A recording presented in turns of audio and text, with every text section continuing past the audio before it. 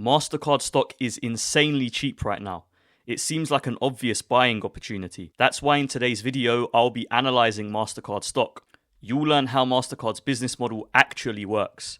I'll break down Mastercard's moat, fundamentals, and investment risks. I'll also reveal my Mastercard stock valuation towards the end. I currently hold around $1,000 worth of Mastercard stock in my eToro portfolio, and I'm still using my cash position to buy more shares. Once I'm done buying, Mastercard will be my joint largest position alongside Netflix. So what does Mastercard actually do? The company's customers currently hold 3.4 billion combined debit and credit cards. Despite this, Mastercard doesn't actually issue credit themselves. The banks issue credit, but Mastercard operates the payment network that securely connects the global economy. Mastercard's network moves payment information between banks and merchants, verifies every transaction, and ensures money ultimately settles correctly. Mastercard's network facilitated $10.6 trillion in transactions in 2025 alone. Mastercard makes money by charging banks and merchants for using its global payment network, not by charging consumers. Its revenue comes primarily from fees tied to payment volume, transaction processing,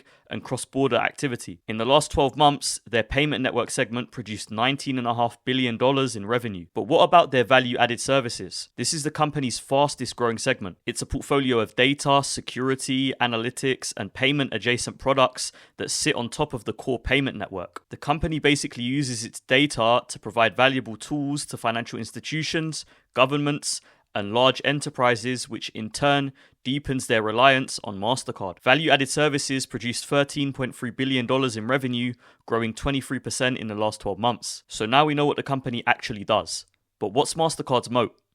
What are the competitive advantages that protect Mastercard from competition? The core moat of Mastercard is in its payment network. Mastercard's network becomes more valuable as each side grows. More merchants accepting Mastercard makes them more valuable to cardholders. More cardholders makes Mastercard more valuable to merchants. And more issuing and acquiring banks using Mastercard's network increases transaction volume and therefore fees taken by Mastercard. It's an organic flywheel that continues to compound Mastercard's business over time. Once a global footprint exists, new entrants can't replicate it without enormous cost and time, especially across borders and currencies. And payments is a winner-takes-most business. The more entrenched the network, the harder it is to displace. This brings me on to another important factor supporting Mastercard's moat: Mastercard and Visa's oligopoly market structure. Outside of China, Mastercard and Visa control roughly 90% of global card volume, forming a de facto duopoly. This market structure gives Mastercard pricing power, predictable economics,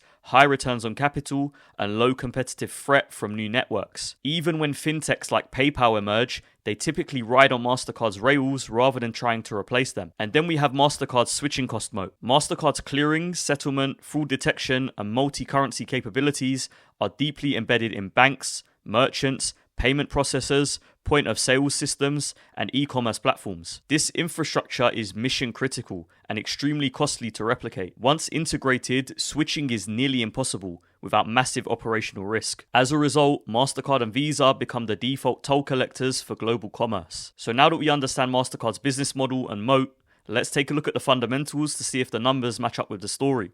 Over the last 12 months, Mastercard produced nearly $33 billion in revenue. Revenue growth over the past 10 years has compounded at 13%. This shows Mastercard's ability to compound organically long term. Mastercard's revenue growth has actually accelerated recently, with 16.5% annualized growth over the past 5 years. This is mostly due to the company's push into value-added services, which has experienced 20% annualized growth in the past 2 years. So their revenue growth is really impressive. However, we need to assess how that revenue translates to free cash flow. Free cash flow is the truest form of profit. It's basically the cash left over after all expenses have been deducted. Now, this is really impressive. Mastercard's free cash flow has grown faster than revenue due to the company's pricing power and operational efficiency. Free cash flow grew at an annualized rate of nearly 18% over the past 10 years. And like their revenue, Mastercard's free cash flow is also experiencing accelerating growth, compounding at 28% over the past 2 years. And then if we look at free cash flow per share, we see even faster growth due to Mastercard's focus on share buybacks. Mastercard has consistently used its excess cash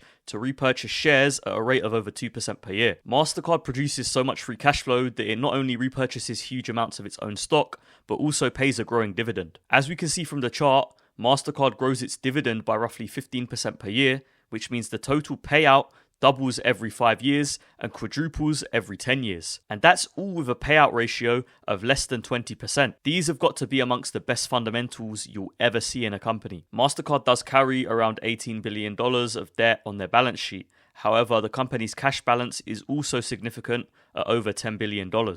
This debt balance is very manageable for a company like Mastercard, which produces over $17 billion in free cash flow. And as we can see here, the margins of the company are fantastic, consistently hitting over 50% operating margins. Mastercard has some of the highest profit margins you'll find for a company producing over $30 billion in revenue.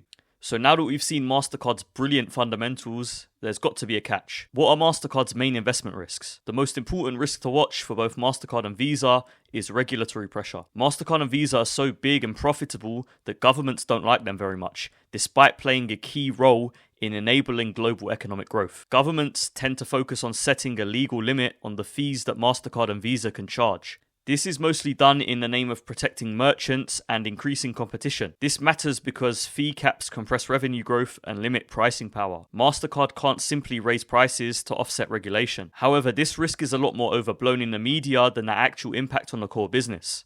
Most of the legislation to combat Mastercard and Visa actually focuses on their interchange fees, which when capped lowers the potential income of the issuing bank rather than Mastercard's network fees. These are far less politically sensitive. So even when interchange is capped, Mastercard's economics barely budge. So now for the part you've been waiting for.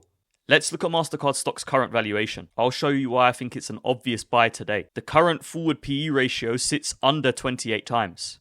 This may seem quite high, but Mastercard isn't your normal business. Their margins are 5 times that of the average US company, so it's very reasonable for Mastercard to trade at a more premium multiple. When we factor in 2027's projected earnings, the multiple comes down even more to under 24 times. A company like Apple with lower margins and revenue growth than Mastercard currently trades at 28 times its projected 2027 earnings. Mastercard's stock price is actually down over 4% in the past year. In the past 5 years, the stock price is up 67.5%, and it's up a staggering 508% in the past 10 years. A $10,000 investment in Mastercard 10 years ago would be worth around $60,000 today. And then if we look at the free cash flow yield, Mastercard currently trades at around 3.5%, which is a lot higher than the average over the last 10 years. Mastercard usually trades at a 2.5% free cash flow yield. In my opinion, there hasn't been any structural changes that would mean Mastercard deserves to trade at a higher yield. A higher free cash flow yield means the stock is cheaper, and vice versa. So now let's head over to the DCF calculator on Qualtrim. Here, we'll model out an expected return for Mastercard stock if you were to buy at today's price. Before we can find our expected return, we have to come up with some assumptions of Mastercard's free cash flow per share growth over the next 5 years,